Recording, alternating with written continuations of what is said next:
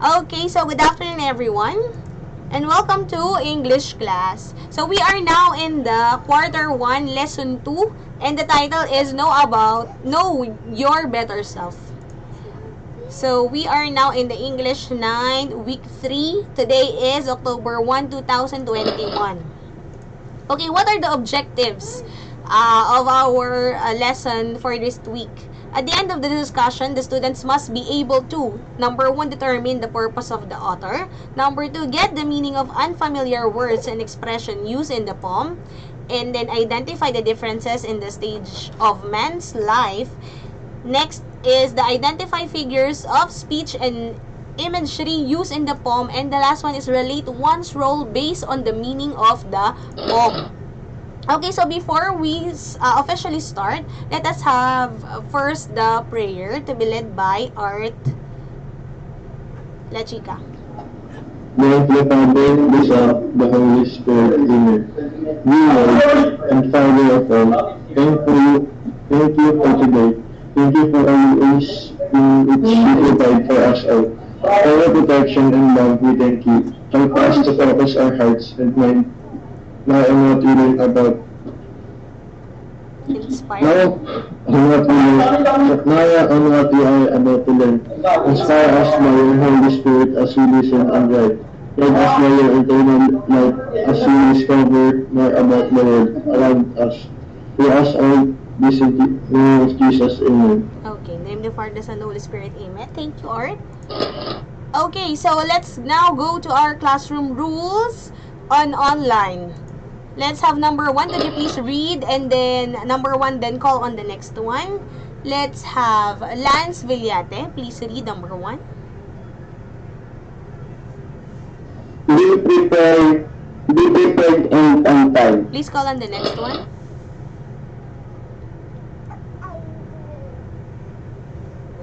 Anyone? Damaso, please read number 2. Be dressed/groomed in a manner appropriate for a class. Okay, so no one is allowed to wear the spaghetti straps and the sandos. It should be a formal attire or casual. Okay, how about number 3? Carl De Los Santos, could you please read number 3?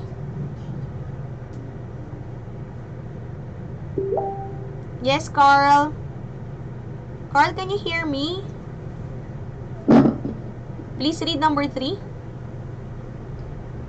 Find a quiet place, free from distraction. Okay, thank you for that. Let's have number 4. James Ivan Carbillo.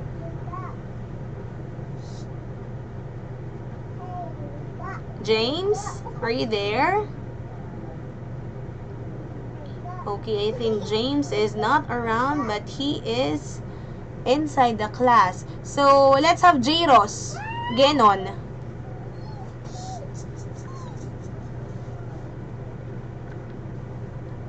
Let's have Hennessy. Hennessy, please read number 4. Toledo.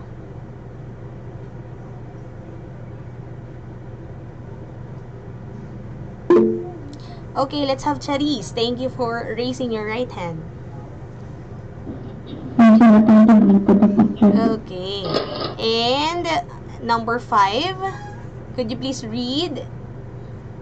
Marian Colibra. Raise your hand or type in the chat box if you have a question. Okay. Always use the chat box for questions or clarifications. But do not use the chat box if you are just bullying your classmates. Okay? And the last one we have number 6. Clark John. Yes, Artley, please read number 6. Be respectful. Okay. That's the golden rule. Be respectful to your other classmates as well as the one who's talking. Okay. So, our topic for today is reading and listening poetry. And the title of our poetry reading today is The 7 Ages of Men by William Shakespeare. Do you know William Shakespeare, guys? Anyone from the group who are familiar with William Shakespeare? Please raise your right hand if you know him. Okay, maybe you're not familiar with him. So silence means there's no one wants to answer. Okay, so before we go to the poetry reading or poetry listening, let us first discuss the background of William Shakespeare. So, who is William Shakespeare? He was born in England and one of the most famous writers in the English language. He is called the most favored by the monarchs because of the dramas he wrote, acted in, and produced. So, most of his plays have been adopted to many forms over the centuries. The lines in his plays are written like poetry with rhyme and rhythm. Now, we are going to discuss the Seven Ages of Men. This is included in his playwright, As You Like It. And it was recited by a character named Jacques, who is the leading life of exile. So, let us find out what is the meaning or what is the lesson behind the Seven Ages of Men. By the way, he is born in April 26, 1564 and died April 23, 1660. By the way, guys, William Shakespeare contributed many writings in the English literature. So, he is one of the best writer that we all know today.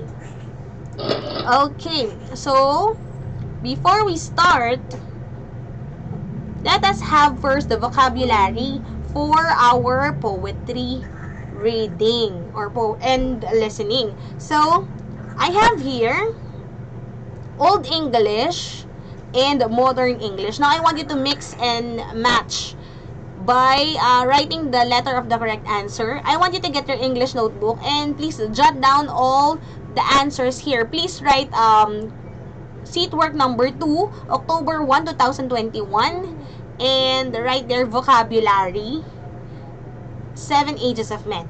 Okay, so let's have number 1. Could you please read and try to answer? We are going to do this by yourself, guys, so please check your work with all honesty. Okay, let's have number 1. The underlined word for number 1 is not the schoolboy but satchel. Satchel. Okay, let's have number 1. Please read and answer. Carl Christian. Would you like to give it a try? Carl Christian. Dumagat. Hello, Carl. Are you listening? How about Sean Dave Magistrado? Just going to read. Just read. Okay, they don't want to participate. Let's have another one. Let's have Lance. Lance Villate, come on, number 1. Okay, Lance is not ready. So let's have Marian. Yes, Marian. Dito, Okay, please read first number 1 and then tell me the answer. the school boy carrying his coat bag on his way to school. Okay. Satchel, yes, correct. The correct answer is number 1. Please check your work, guys. It's letter B, school bag. Correct. How about number 2? Please read and answer. Mac Andre. Mac Andre Ferreras. Come on, just read and answer. Okay, Mac Andre don't want to answer it also. Art, please read number 2.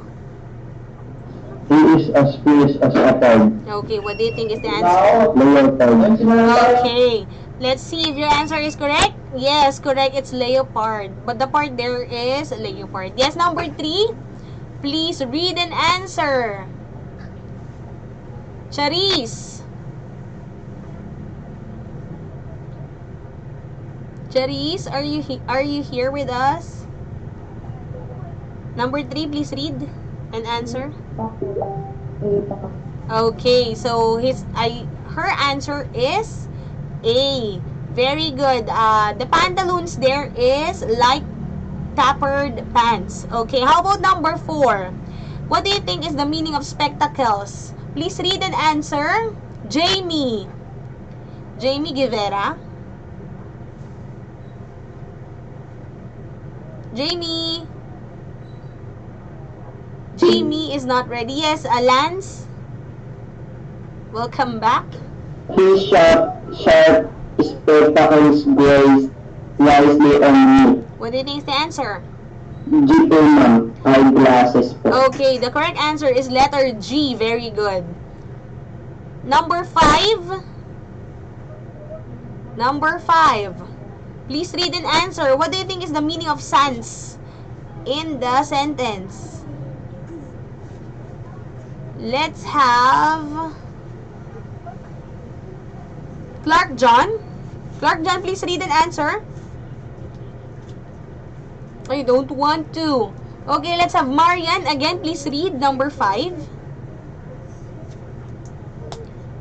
Don't worry, guys. There's no... yes, please continue. Sorry. His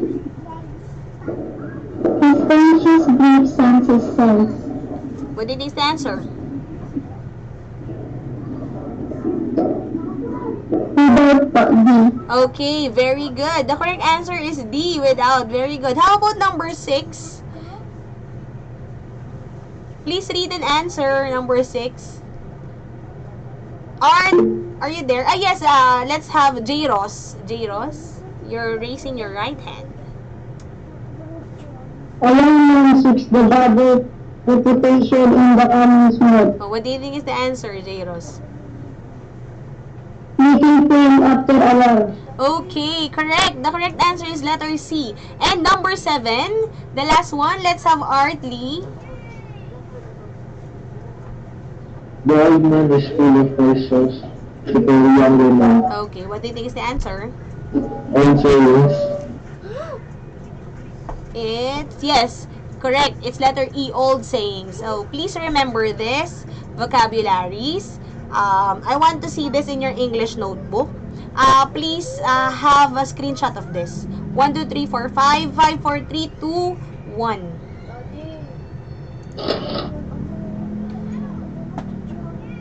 Okay, so let's have the listening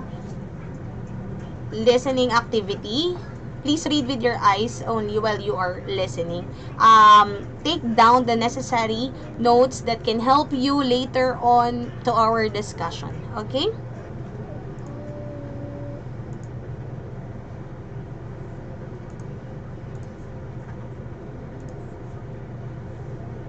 Oh.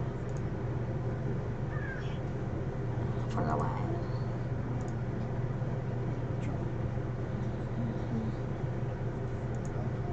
Good grammar and spelling are important, but if you want to write essays that good. For a while.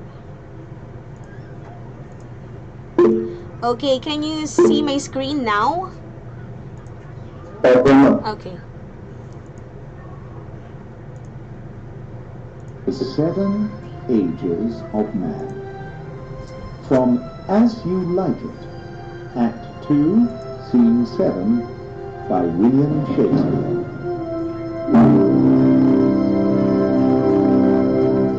All the world's a stage, and all the men and women mere players.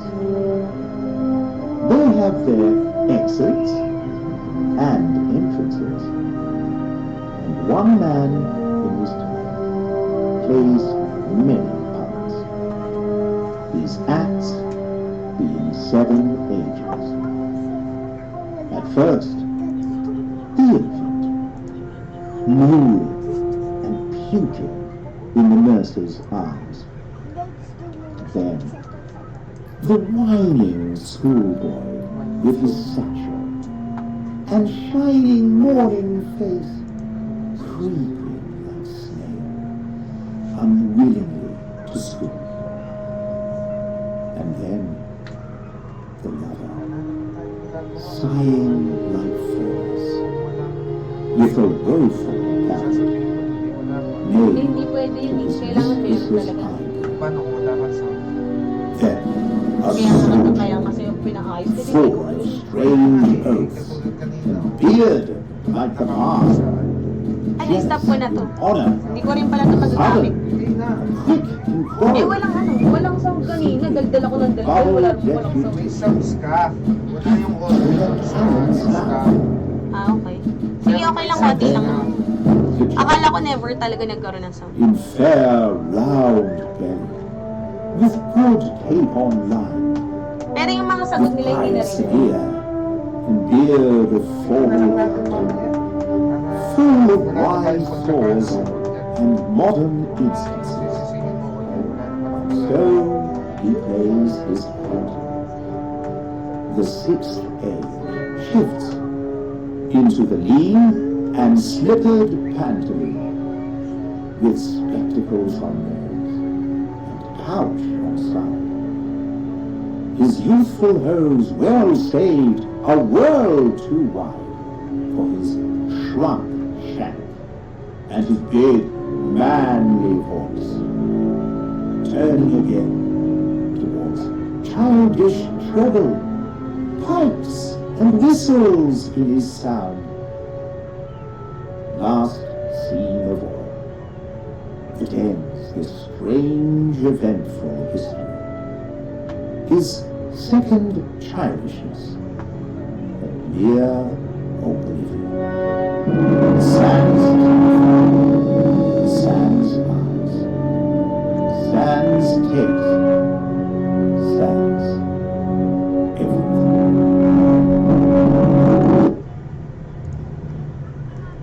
Okay, so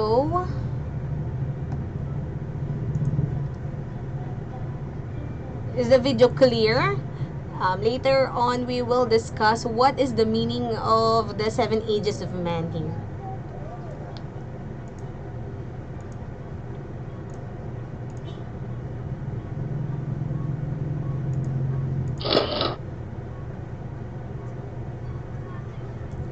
Okay, by the way, this is the copy of the 7 ages of man. I want you to have this in your English notebook. You can write it down, or you can just have a copy printed if you have printer at home. Okay, so let us discuss the different stages of man in Shakespeare's literature.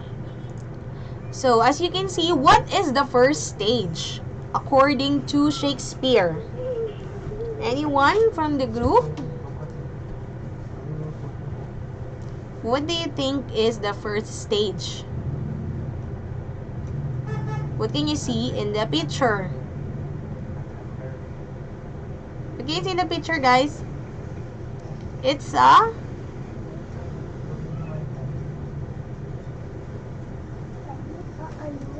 anyone from the group, what can you see? Can you see my presentation? Or my PowerPoint? On your screens? Hello?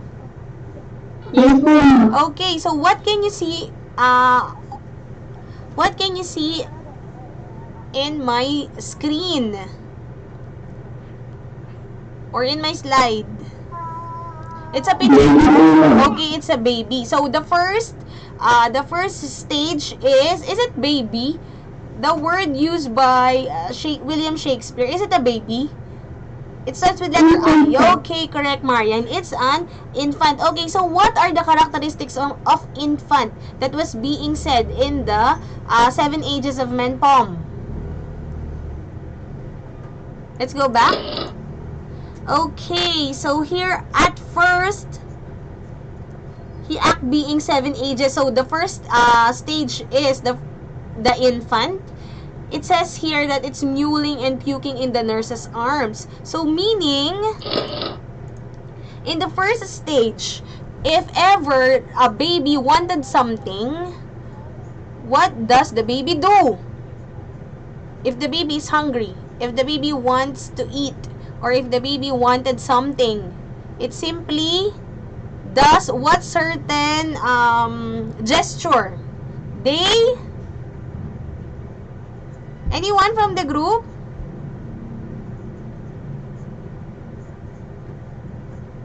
What do you think they do? Letter C. It starts with letter C, guys.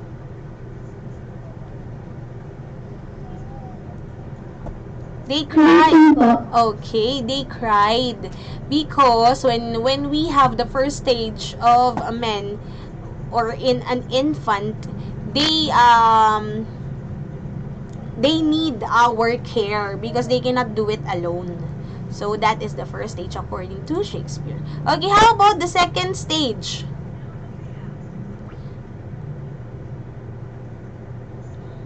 According to Shakespeare, what is the second stage of the life of a man? Anyone from the group? It starts with letter T.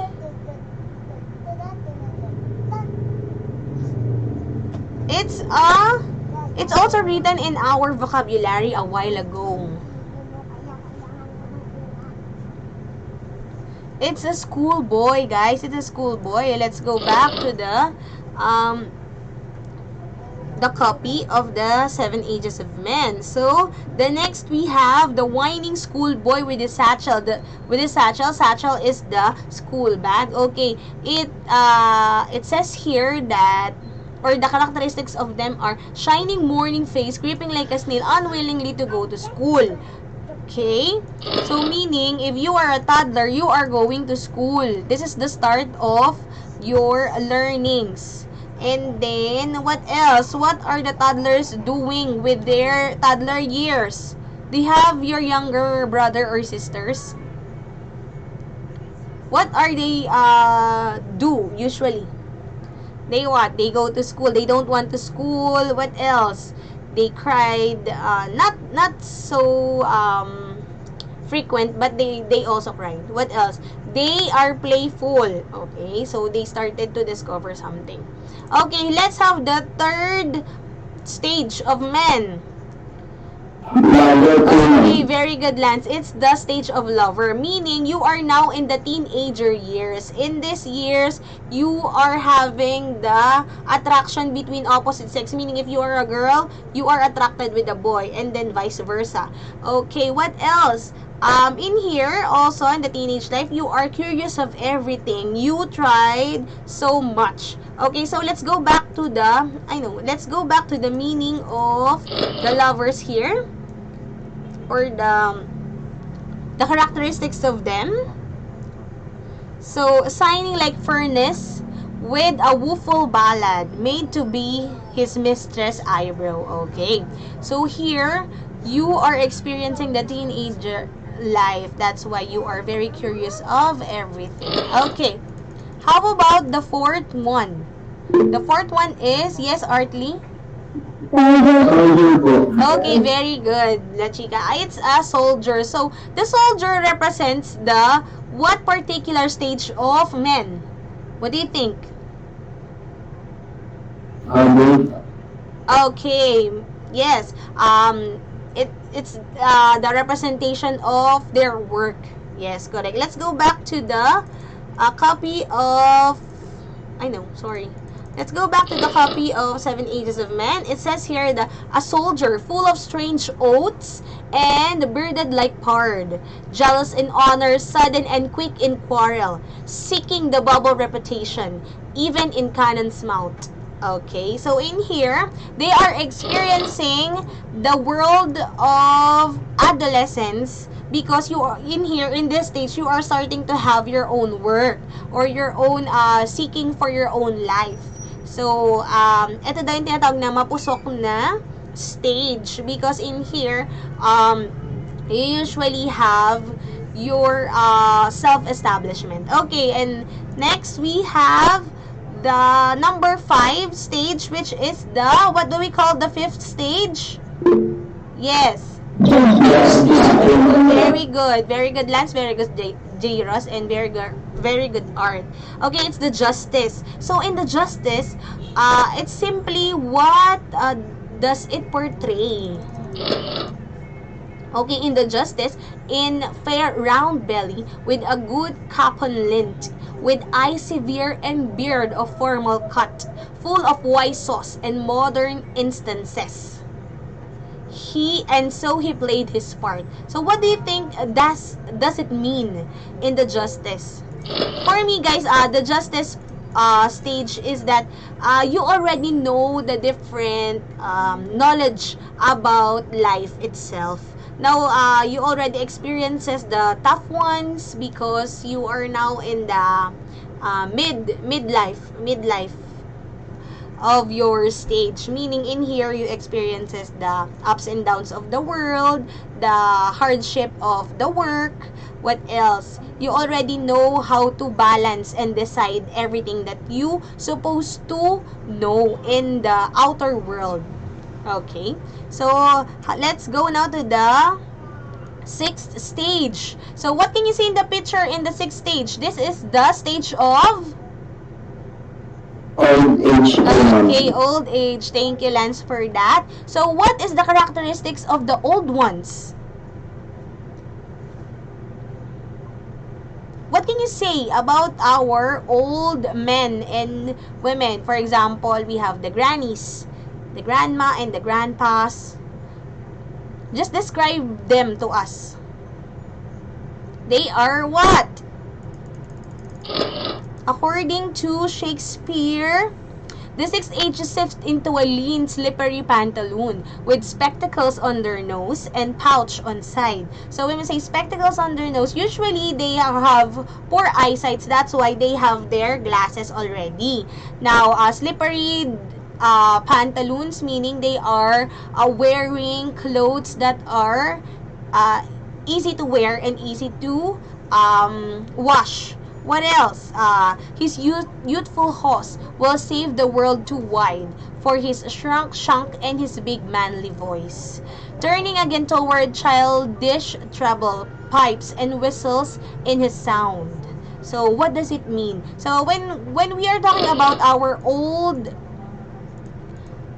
age, meaning what? They also need our help here because some of them are in the old ages and they cannot do works alone. So they need our assistance. What else? In this part also they enjoy life because this stage of life is the retirement stage. If you are rendering service to the government, this is the time of your, what do we call this? Pension. So every month you are getting pension from the government for compensation because you already did your part. Okay. So what else? In also this stage, they are the ones who giving us advices about life because they are already knowledgeable about that. So in life or in love also, they are the ones who's telling us stories about life matters. Okay. And the last stage of life that we have is the, what do we call the last part? Anyone from the group? What do we call it? It's the death or the last stage in life. So let's go back again to the copy of the 7 ages of life. So the last scene of all that ends this strange eventful history is the second childishness. So when we say second childishness, meaning some of our old ages people, they go back to their childishness, meaning they are having illness or sickness, aneurysm. They merely forgot the things that are happening today, but then they are go back to the past life that they have, and that is repeatedly going back there. So that's I think that's the meaning of childishness there. Also, they cannot do the laundry alone, they cannot eat alone. You can have the lolo and the lola what do we call it, assistants, so that they can live with it. Okay, and it says here that and mere oblivion. So when you say oblivion, that's the end of that's merely the end. Okay, so it says here sun's teeth, sun's eyes, sun stays, sun's everything. When we say suns, it means nothing or without. So in your old age or in the last part of your life, you do not have teeth, you do not have the eyes, you have poor eyesight, and sun stays, meaning you cannot taste everything that you wanted, maybe because you are sick already, or it's not that tasty when you eat because you are now old. Also, and the last one is sun's everything. So everything that you have will eventually be gone. Okay. So again, what is the 7 ages of man? We have the infant, the schoolboy, the lover, the soldier, the justice, the old age, and the death. Okay, so for your assignment, guys, I want you to answer the page 12, module 1. This is understanding expression. I think all of us have their copy of module 1 and module 2 for the first grading period. Have you remembered the flash drive that it was given to you, the blue ones? Inside that lies the copy of the module 1 and the module 2. For those people who had their tablets, it is also included inside the tablets. It has a folder, learning material. Please go to the junior high school English 9, and then that's the only only folder that has the copy of the module 1 and module 2. Okay, so this is 1 to 5. Please write your answer in your English notebook. Please indicate letter B, understanding expression, page 12, module 1. Have a screenshot of this if you do not have the copy. 1, 2, 3, 4, 5, 5, 4, 3, 2, 1. Okay, answers only. Just provide us the page and the module. Okay, so what else? And try to answer the checking your understanding on page 14, module 1. This is the reading comprehension. After reading and listening to the text, these are the questions. I have your 7 questions. Please answer this with A, B, or C. Okay. Please have a copy of this screenshot. 1, 2, 3, 4, 5, 5, 4, 3, 2, 1. Okay, so we are now at the end of the discussion. By the way, please include this also. This is on page 15, module 1. So in here, you're going to complete the chart by reflecting on the different roles you play in the world you live in. Please write. I copy the copy the boxes that you can see there. Roles you play, for example, you play as a student, as a friend, as a family member. So what you're going to write your feelings about being a student. Being a student, how does it feel for being a student? How does it feel to be a friend? And how does it feel to have a family and be a family member? Now, in this part, how to strengthen or be better at it. Now, you're going to cite examples on how to be a better person. For example, a better student. What are the things that you're going to do for you to be able to be successful student in the future? How about the friend? What are the things that you're going to do or possess to be a good friend in your environment? Okay, and the last one is, what are the things that should be family member possesses to be a better family member in your household? Okay, to be a successful family member. Yan. So, you're going to write your answers inside the boxes provided. Okay, and for your assignment, again, this is a research. I want you to research on the figure of speech. There are 20 plus figure of speech. I want you to search for it and then write your answers in your English notebook and then provide one example for each of the figure of speech that you will get. I'll just give you one example of it. This is simile. Simile. Okay, what is the definition of simile? And just provide 1 to 2 examples of it. Please write your answers in your English notebook to be discussed this on the next meeting. Okay, any questions with all of the assignments that you have? Because we are running out of time. It's already 4:58. Okay. Hindi ko po nakita yung assignment. Assignment. Okay. Later guys, I will post this screenshots in our GC na lang so that everybody would have a copy. Okay? So, any questions? Any questions with the lesson for today? I hope you've learned something. Guys, this is the end of the presentation. And I hope next meeting we will be complete in attendance because unfortunately we are only 18 out of 43 students. Okay. Hello, Renz Jericho. You came in late or you just came back? Okay. So, any questions, guys? If there's none, let us have one picture for your attendance. Please open your cameras. Ready? Open your cam so that I could see that you're all present. Yes.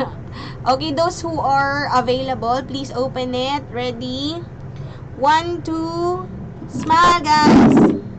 Okay. One more. Let's wait for the others. For a while, guys.